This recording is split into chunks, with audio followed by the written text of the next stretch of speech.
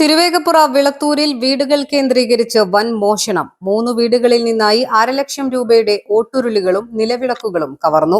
തിരുവേഗപ്പുറ വിളത്തൂരിൽ ജനങ്ങളെ ആശങ്കയിലാഴ്ത്തി വീടുകൾ കേന്ദ്രീകരിച്ച് പരക്കെ മോഷണം. വിളത്തൂർ പറളിപ്പടിയിലെ 3 വീടുകളിൽ നിന്നായി ഓട്ടുരുളികളും നിലവിളക്കുകളും ഉൾപ്പെടെയുള്ള വലിയ പാത്രങ്ങളാണ് മോഷ്ടാക്കൾ കവർന്നത്.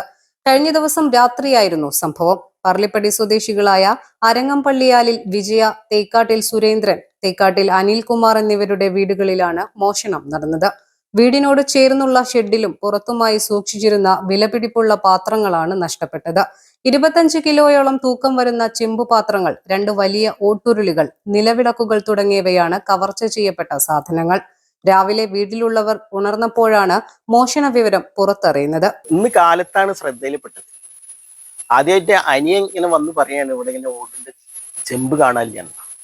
അപ്പൊ ഞാനും ഇവിടെ വീട് പണിയൊക്കെ ആയിട്ട് വറക് വരയിൽ ഗ്രില്ലിട്ടിട്ട് ഗ്രില്ലുള്ള വറക് വരയുണ്ട്, അതിലിട്ട് അടച്ച് ഉരുളി ഉണ്ടായിരുന്നു.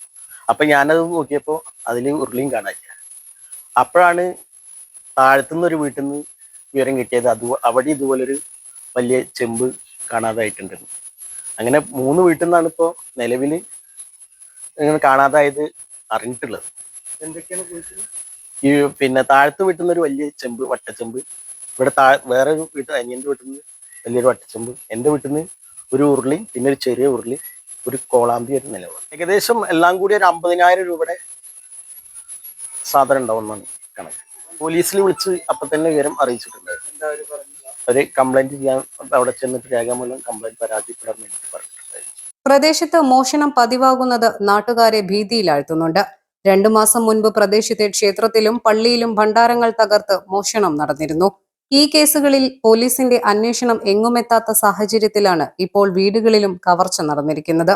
തുടർച്ചയായുണ്ടാകുന്ന മോഷണങ്ങളിൽ നാട്ടുകാർ പ്രതിഷേധത്തിലാണ്. സംഭവത്തിൽ പോലീസ് അന്വേഷണം ഊർജിതമാക്കണമെന്നും രാത്രികാല പെട്രോളിംഗ് ശക്തമാക്കണമെന്നുമാണ് പ്രദേശവാസികളുടെ ആവശ്യം. ഈ ഏരിയയിൽ ഇപ്പോൾ ഒരു 3 മാസം മുന്നേ ഒന്ന് സംഭവിച്ചു. ഇവിടെ ചെറിയൊരു വീട്ടമ്പലത്തിൽ ഇതേപോലെ ഒരു ഭണ്ഡാരം കുത്തിപ്പൊളിച്ച് കുറച്ച് മോഷണം പോയി. ഒരു പള്ളിയിൽ അത് സംഭവിച്ചു. ഇത് 2ാമത്തെ 3 മാസം മുന്നേ ഇപ്പോൾ ഉണ്ടായത്. ഇതിപ്പോൾ 3ഓളം വീടുകളുണ്ട്. എന്നാൽ അറിയാൻ കഴിയും. ഇനിയിപ്പോൾ എത്ര വീട്ടിലുണ്ട് നമുക്ക് അറിയാൻ കഴിയില്ല.